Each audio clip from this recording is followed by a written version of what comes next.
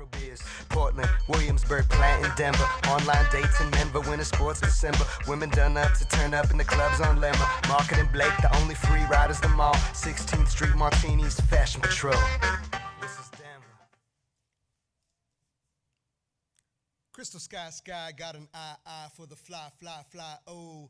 Clouded days, I'm a flame blaze, blue face, I go. I'm a bright light 'em up, light lines of luck, I just might grow a wing, fly, claim a bird.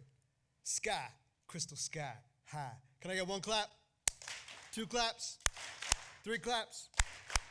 Thank you.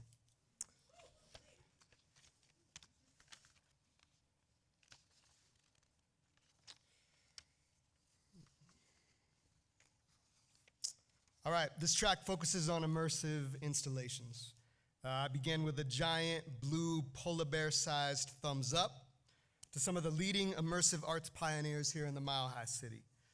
First and foremost, shouts out to the street artists who taught the institutions how to do immersive art. Shouts out to countless graffiti and mural artists who taught us that walls don't have to suck and they don't have to divide us. Shouts out to Ashara Ekundayo of Cafe Nuba, Tony Garcia at Su Teatro for their immersive cultural arts legacies here in Denver. Shouts out to Ramon and Michelle Gabrieloff Parrish for the legendary underground Skywalker Artivist Meetup, Jolt and Guerrilla Garden, Evan Weissman and Warm Cookies of the Revolution for fusing art and civics and keeping public space relatively gritty. Shouts out to Nathan and Aaron Schmidt, who pioneered Youth on Record in Denver's residential treatment facilities. Jamie Duffy and the Flowbots, who worked with dozens of underground artists to build a $2 million youth studio here in Denver, integrating music education into alternative DPS high schools. Now, thank you to Meow Wolf for bringing the international immersive arts buzz to Denver. Shouts out to Elitch Gardens for partnering with Meow Wolf on the Kaleidoscope ride, for creating meaning and pushing imagination in an adrenaline-laced amusement park reality.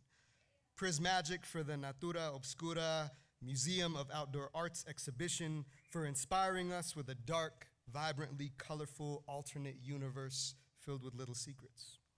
Lonnie Hansen for his historical contributions and his futurist selfie palace concept for the upcoming Christmas season. Off Center for their commitment to making downtown strange and unusual, to balance out the dull and soul-draining predictability of the corporate shopping world. And a final shout out to the Denver Art Museum for the Final Friday Untitled series, where the art on the walls is activated through immersive arts experiences curated by a different artist each month. Please join me at the Denver Art Museum on Friday, September 27th for the Harvest of the Dreamer. Forgive me if you didn't get a shout out for doing something super dope and immersive.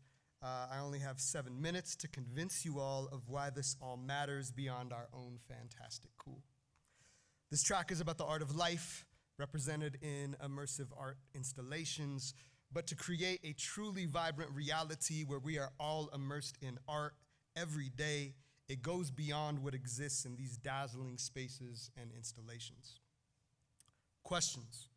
Where is the poetry that opens and closes our proceedings in meeting rooms, boardrooms, conference rooms? It is absent. And yet we wonder why our dialogue is so dry and why we keep recreating the same realities. Where is the care and support for local, accessible, culturally driven music beyond the spaces where beer and liquor are sold?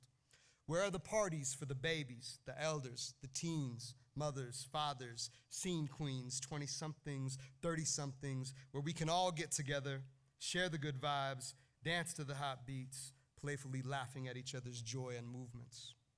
Where are the venues when you can hear more than one genre of music on loop for 4 hours? Where hip-hop crosses paths again with punk, where folk meets reggae, where alternative morphs into Afrobeat, where spoken word fuses with images on screens and easels? We need to immerse ourselves more often in each other's cultures, genres, movements. Where are the free intergenerational visual art spaces? I'm talking free, where community can authentically create together and bridge the differences that divide us. I feel like half the postmodern visual art that I see could have been designed by my 4-year-old.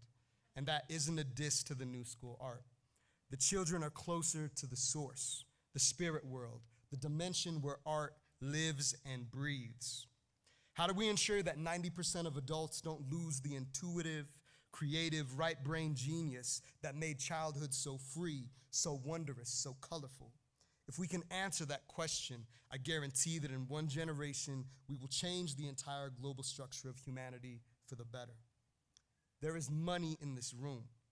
What is our tangible, money on the table, bottom line commitment to making the immersive arts bubble equitable, thus real, tangible, sustainable for our communities, for youth, for people of color, for women, for workers, homeless, refugees and immigrants, those under attack, for the formerly and presently incarcerated, so that we can heal the wounds of this nation, for all our relations.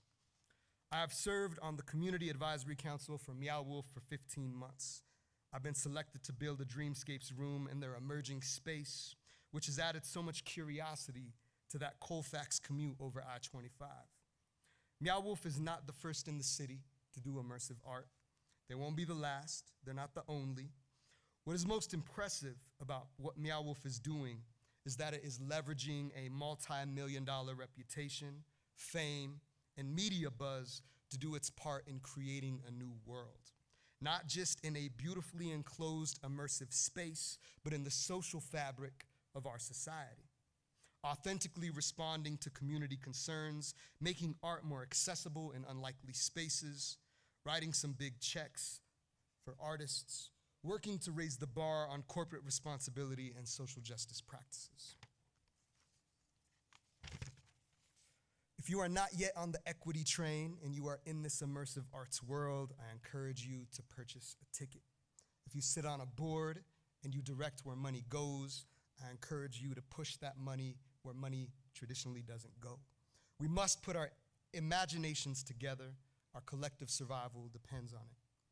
The story of future is essential to successful stories of now. There is no collective hope without a firm sense of future.